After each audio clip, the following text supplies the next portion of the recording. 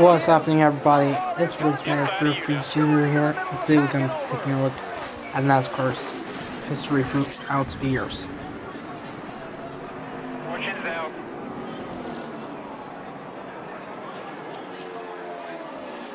And a huge wreck to end this race. Matt Kenseth is going to get to the finish line first. Is everybody okay? And one of the championship drivers got through. Which ones didn't?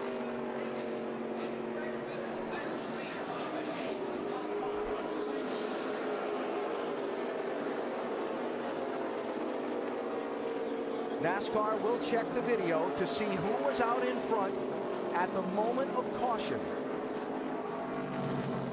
They have just called confirmation that Matt Kenseth is the winner of this race. Tony Stewart's car up on its side. Jimmy Johnson's car all torn up.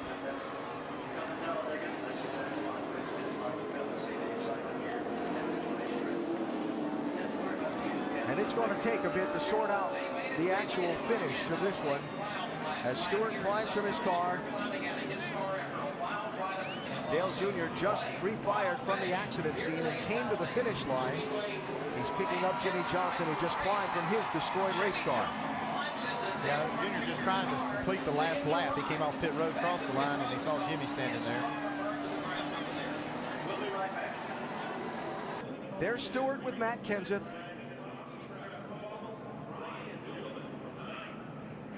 And you see clearly Kenseth out in front as the caution light turns to yellow. Yeah, it looks like the first three might be Kenseth, Gordon, and Kyle Busch from that point. Yeah, but it was anybody's guess from that point. Well, here it is. Waltrip in the 55, Mears in the 13, Stewart in the 14. You can see Tony just a little bit late in making that move to get back down.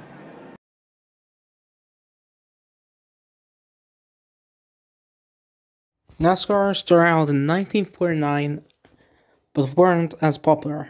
You can ask anyone, well, NASCAR also very few actually know. The fire suits have always been around, but in the beginning, they were not that good as they are today. Unfortunately, I'm gonna have to show you a clip that I actually want to warn you about because it is a tragedy involved. So without any further ado, here's the clip.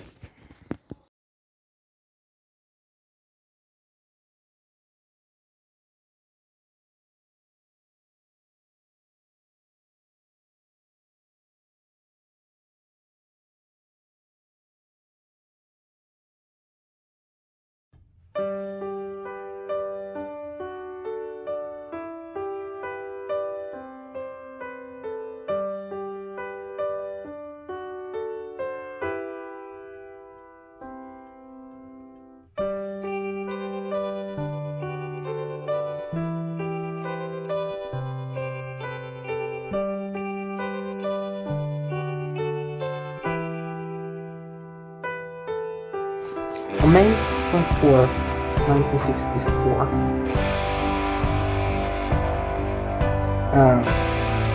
Major Jimmy Johnson got caught and spun out. Glenn Roberts, another racer driving the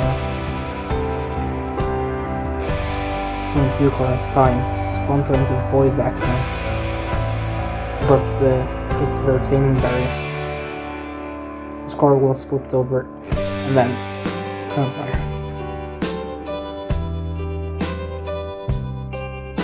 With Roberts in the panel, he asked, and I will quote this, "Ned, help me."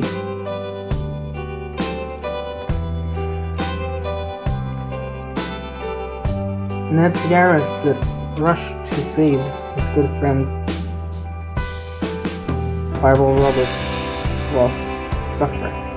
At this point, Fireball Roberts had suffered second and third-degree burns on Adrian Ross and was out to the nearby hospital in a critical condition.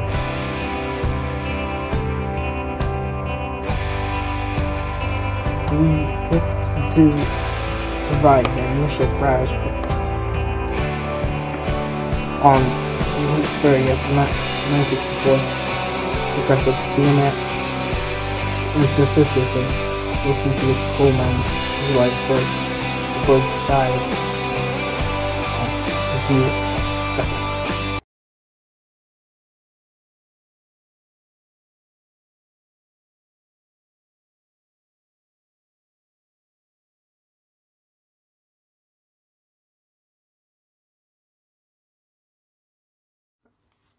In 1970, at Darlington, South Carolina, during the annual Nascar Southern 500, Richard Petty was involved in a really bad crash. And many people were... And during the accident, he was flying around inside the car and came to rest on his roof. But... and when the wreck was over, his arms sprang out a window. And NASCAR, for this reason, implemented the safety net.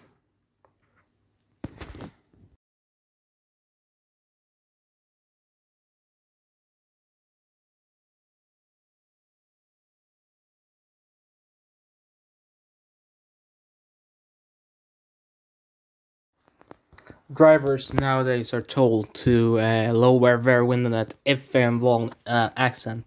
Here's an example when Robbie Gordon was involved in an accident in 2009 and they realized, yeah, this car won't go anywhere because it's so damaged.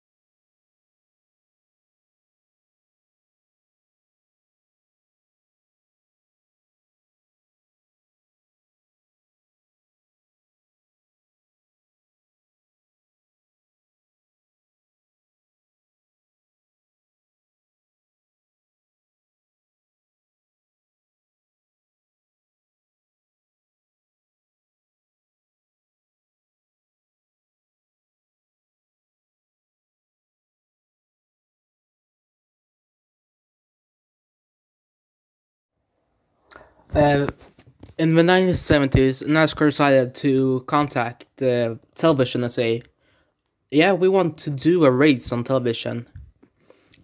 People who watch this are either watching through others, like videos, as this was a thing at the time. But we want to be on the big screen, the dummy box. And we want to show the 1979 Daytona 500. And that proved to be a win key for NASCAR, as many people were really impressed by this finish that I'm going to show you right now.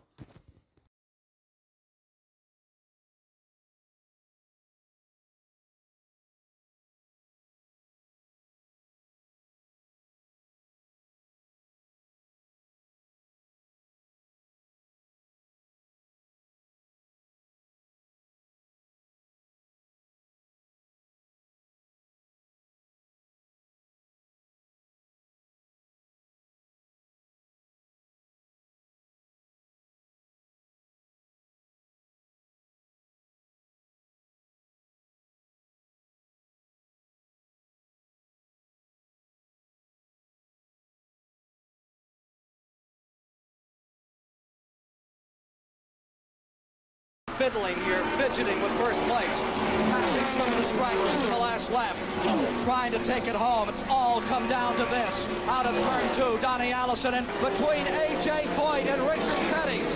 Down the back straightaway come the leaders now. 2 cars are out. In the backstretch are the leaders. Watching for the leaders to come. They're still Petty is now pulling out in front. Darrell Waltrip is in second. A.J. Foyt is in third.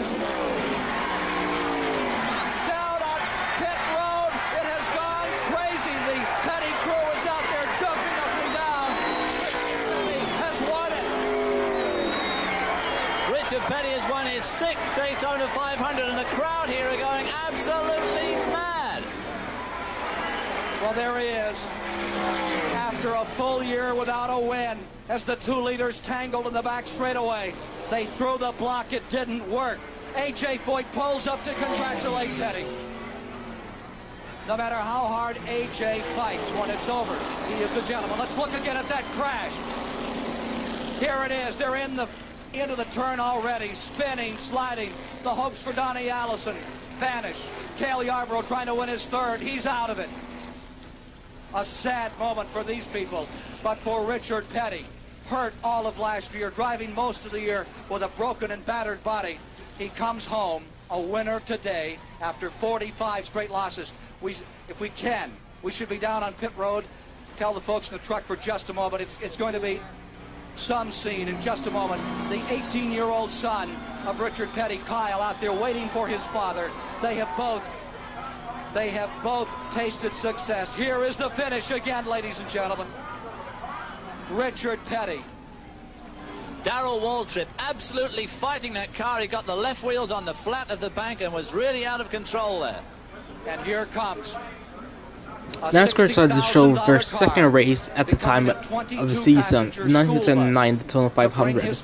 Richard Petty won the race, but it was what happened in the aftermath, as Donnie Allison and Cale Yarborough was tangled, coming to the checkered flag, battling for the lead. Cale Yarborough and Donnie Allison slowed down the banking, as you just saw, so I only to the road to collect his crew, as you also just saw. Donnie Allison, Cale Yarborough, and Donnie's brother, Bobby Allison, get into a fight with Cale Yarborough.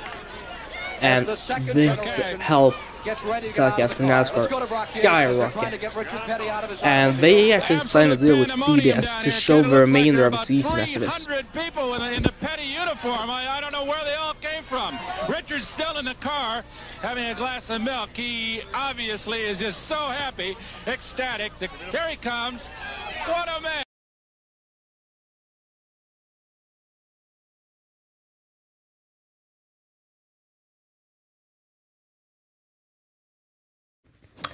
NASCAR didn't have any speed limits on the track or on pit road, but that all changed during the 1987 Winston 500. As Bobby Allison, who I just mentioned not too long ago, driving the 1-2 car for the Stavolo brothers, will retire in the trial bowl. And since the cars didn't have the roof flaps as we have today, we'll get more on the roof flaps topic later, his car went backwards and lifted up, hitting the catch fence, almost turning it down. This completely started a chain reaction because there was debris on the track, and Alan Kulwicki, a sophomore driver at the time, Richard Petty, the 7-time champion, and many other drivers spun out, hitting this debris that Bobby Allison had launched onto the track by hitting back to the catch fence. He came very, very close to going into the stands. The car became airborne and went flying literally into that wall and catch fencing, but fortunately it did stay onto the racetrack. Bobby Allison is moving around in the race car, and that is certainly good news for us, but he has to be quite shaken after a tremendous crash. The red flag has been brought out, and quite frankly, Larry, I think we're going to have to be red for quite a while, because we cannot race with that protective fencing in the shape that it's in. It's just not safe for the spectators. It's pretty obvious why it was there, happening right underneath Harold Kinder. It wasn't the fence that caught him, but they have built the cement wall here at Talladega just a little taller than most racetracks. There's Bobby getting out of the car. I told you that Bobby's car, though, was heavily damaged. It did stay together. The integrity of the roll cage is intact. The crowd is giving Bobby a very warm welcome out of that machine, but the car lived up to NASCAR standards. Larry, I think a tire blew. I think I saw a tire coming apart while he was right here in the tri-oval, nearing the starting line. Right rear, it begins to shred, and the car goes out of control. You're at 210 miles an hour. You can see the right rear going. You see the debris there on the left-hand side of your screen.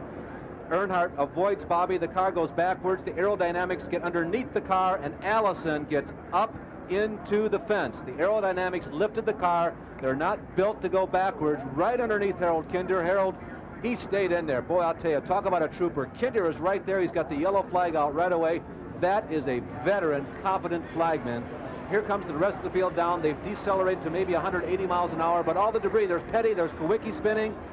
There's just nowhere for many of these drivers to go because there's so much of what was left over from the initial impact on the front stretch, and there was just nowhere to go. And tires began to explode too as they ran over debris caused by the Allison crash.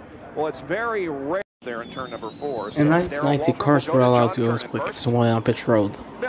This all changed when crew member on the 9th Bill Elliott was hit by Jeff Blythe on pit road. He was killed instantly. Now they push Ricky Rudd's car away. Oh my, now they tell Ricky not to stop because Ricky did come in contact with a couple of crewmen. Now Bill sitting in the car.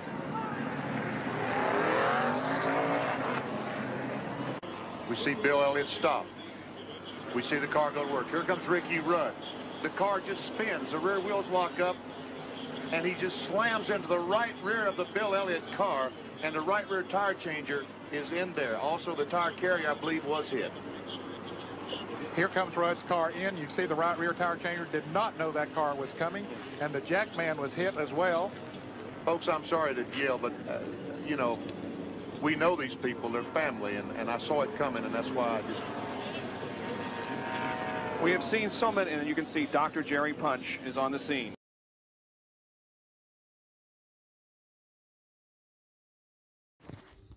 In 1993, Rusty Wallace went for 2 right wildlands at Daytona and Talladega, and Neil Bonnet won and at Talladega. This led to NASCAR mandating the roof flaps to keep the cars down if they start to go backwards. Look at Jarrett in the green car. He jumped down the inside.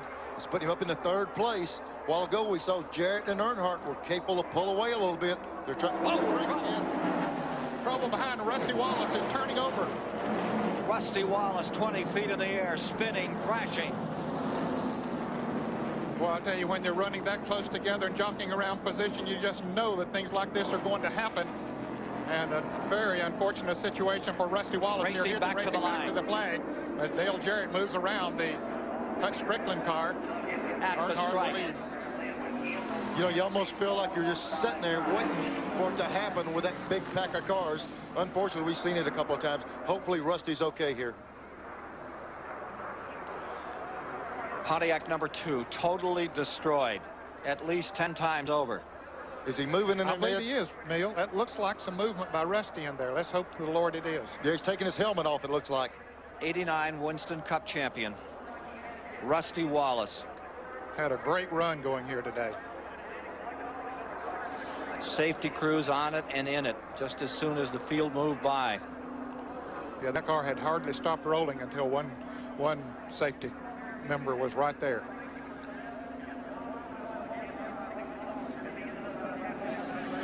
Crew chief has called in and has said that Rusty Wallace says, I'm okay. Oh, that's great news. Thank goodness. I tell you, it attests to these cars. We say it over and over again, but when something, we see what happened with Davey in this. Here we go. Let's see what happened on this thing.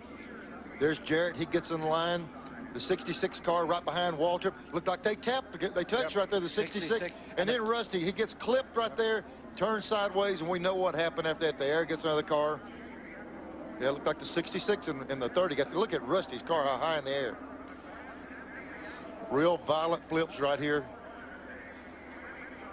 Boy. Well, similar to Darrell Waltrip here in the 400-miler in July a couple of years ago. There it is again. Another angle. Looks like Derek Cope was involved. Yeah, he clipped the 30 car of Michael Waltrip. They got together. And as you watch that, it reminds me a bit of the late Connie Saylor, who passed away just a week ago. Remember when he sailed down the backstretch, Ned? What a great race. Ernie Irvin leads them down now. Is he going to win the Winston 500? Jimmy Spencer is second. They come through the tri-oval. Checkered is waving. Ernie Irvin wins, and Rusty spins and gets airborne. And flips wildly right at the start-finish line. Very reminiscent of his accident at at Daytona. What a way. Yeah, he's moving. I see him moving around in the car. I saw it there. We see his head moving around. Yes, we do. Thank God. Now here is what happened. Okay, there's Rusty and Dale Jarrett running side by side. Earnhardt comes down on the inside, trying to draft Rusty and go right out of the picture, and it looks, there he is. Earnhardt right up on the back bumper of Rusty, and he does touch him. That's why around he goes, and that's one reason that Dale Earnhardt went down there. That's why he was so concerned, because he touched Rusty Wallace to start this situation, it looks like. And the car overturns about 6 or 7 times, pirouetting on its nose, end over end, side over side, comes to a rest on its wheels between the start-finish line and turn 1. He will be credited with 6th finishing position. Here is another angle. Here they come down through there. Jarrett and Rusty Wallace side by side. Dale trying to get down on the inside, trying to go down. And looks like he just touched Rusty. And the car, just like Daytona, started flying. It goes up in the air. I thought maybe it was going to do like Jimmy Spencer did last year and come back on its wheels, but it didn't. It caught. And here it goes again. There is a huge cheer going up from the grandstand just opposite of where Rusty's car has come to a rest. And we assume that the cheers are because he is out of the car, or at least they can see that he has received no serious injuries. There's the 55 of Musgrave. Fireman right Johnny on the spot to put that fire out because it was right in the fuel cell area. Lap 131. Bonnet's car lies in the grass just at the bottom of the track as you exit pit road. Wow, his car goes upside down and then comes back on the wheels as we see Musgrave's car sliding up against the wall, flames coming from it as he comes across the start-finish line. Into the catch fence went the Neil Bonnet car number 31. You can see the debris, a tremendous amount of it. From inside of Bonnet's car.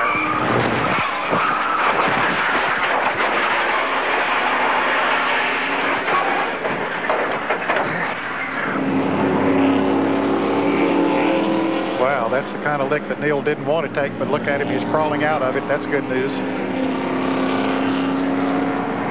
All right. Neil Bonnet, okay. Last race, 1990. A life-threatening crash at that time. He said, I have to come back. I've got to run it one more time. Didn't want the doctors to tell him he had to quit. He wanted to do it on his own. Taking a look back at this car number 31, which is the car that Earnhardt had driven in the Firecracker 400 down at Daytona. Neil looks okay.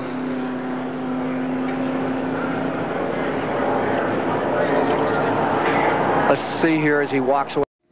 What you see right now is the head and neck strain, which has been placed after 3 tragic accidents had taken place when a year in each other.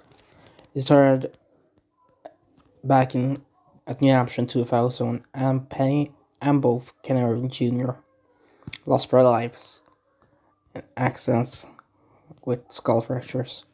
This was unfortunately followed up by the death of a 7-time champion, Dale Earnhardt Sr.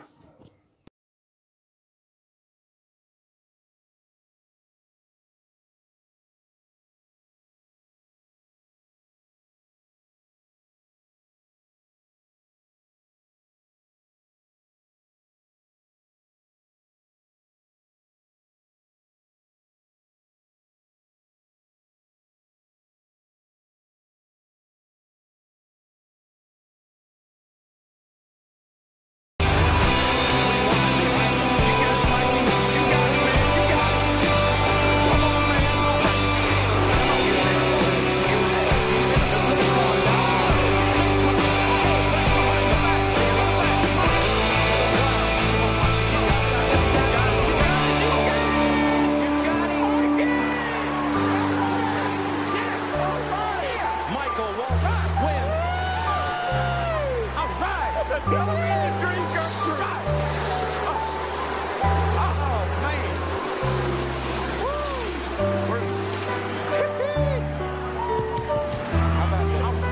How about Dale? Is he okay? Schrader has climbed out of his car. He and Earnhardt crashed together at Liberty turns 3 and 4. Look at Buck. You may got me on Saturday, but I got you on Sunday.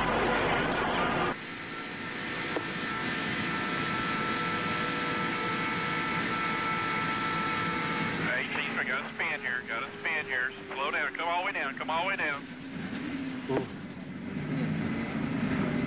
All right, DJ. Go down, but there was no down. The whole racetrack was blocked. Talk to me.